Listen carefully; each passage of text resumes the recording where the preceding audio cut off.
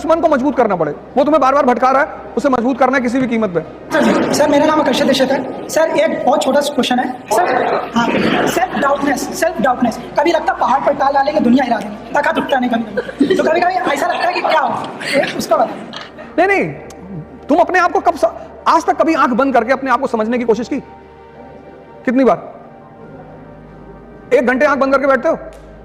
हाँ, मैंने सुन इस बात को बहुत अच्छी बात है। कहता कभी कभी मन होता है कि पहाड़ उठा लेंगे, और कभी कभी पत्थर नहीं उठता हाथ से। कितनी अच्छी, कितनी ईमानदारी से आदमी बात कह रहा है। तो सुनो क्या होता है उसमें, ये जो तुम्हारा सबकॉन्शियस, ये जो सारा ये मन ही तो है। हाँ, वो ऐसे चलता है, ऐसे पैराबोला बनाता है, ऐसे विचार फेंकता है, विचार। बस बस बस बस इसको पकड़ लो।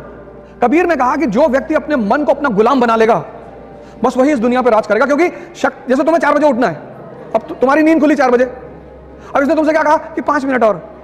इतनी ठंडक में कौन उठता है? नेहरू जी 11 बजे सो के उठते थे। तुमने एक बात इसकी गौर की, जो काम इसे तुमसे कराना होता है उसके लिए बड़े अच्छे अच्छे एविडेंस देता है। ये कोई सिगरेट पीता है तो उसे कहता है नेहरू जी भी पीते थे, स्टालिन भी पीते थे। अरे स्टालिन नाली का पानी पीता था, पियोगे? बस जैसे ही तुम्हारी 4 बजे नींद खुले और ये तुम्हें राय देने लगे, उसको राय को पकड़ लो तुरंत कि अच्छा हम ही को समझा रहे हो। इस दुनिया में हर व्यक्ति अपने मन से परेशान है, लेकिन चूंकि वो उसे देख नहीं पाता, इसलिए दूसरे को परेशानी का कारण बताता है।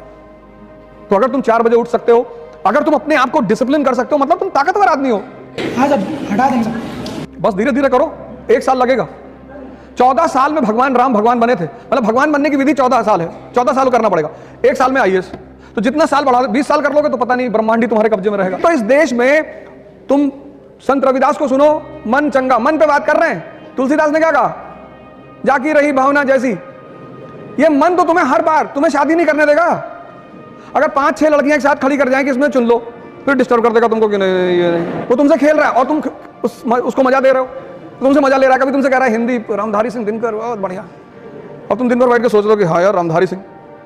यही तो मैं कह रहा हूं, डिसीजन लेना है तुरंत।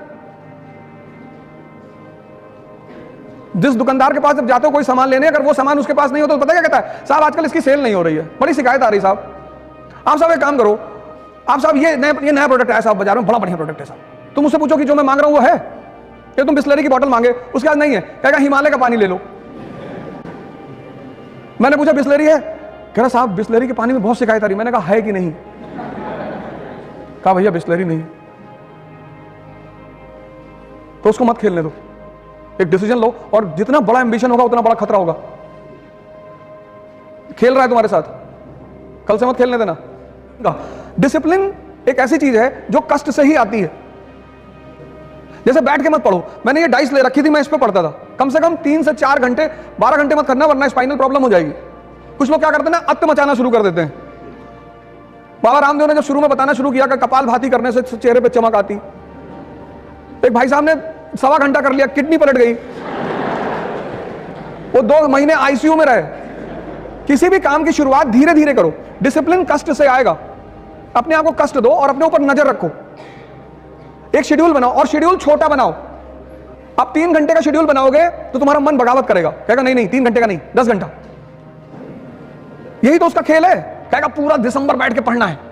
जब तुम, अगर यहां कुछ लोग बाहर के होंगे तो जब तुम अपने घर जाते होगे छुट्टी में, तो एक किताब लेके जाता होगा कि घर चल रहे हैं और टाइम वेस्ट नहीं करेंगे, पढ़ेंगे बैठ के। और जब तुम घर पहुंचते हो तो तुमसे क्या कहता है कि यार कानपुर में तो पढ़ ही रहे हो। पता लगा जितनी किताब लेके गए थे बिना खुले सब वापस आई है। छोटे छोटे वो बनाओ गोल, कहो 3 घंटा पढ़ेंगे। तो जब तुमने 3 घंटे का गोल बनाया और पढ़ गए 7 घंटा, कितना मजा आया उस दिन। जब भी तुम अपने टारगेट से बढ़कर काम करते हो उत्साह बढ़ता है, और जब भी तुम अपने टारगेट से कम काम करते हो उत्साह घटता है। तो जब तुम 10 घंटे का टारगेट बना के सिर्फ 3 घंटे पढ़ते हो और यह प्रक्रिया 2 महीने चलती है, तो तुम डिप्रेशन के शिकार धीरे धीरे होने लगते हो। इसलिए कम टारगेट बनाओ और ज्यादा आउटपुट निकालो।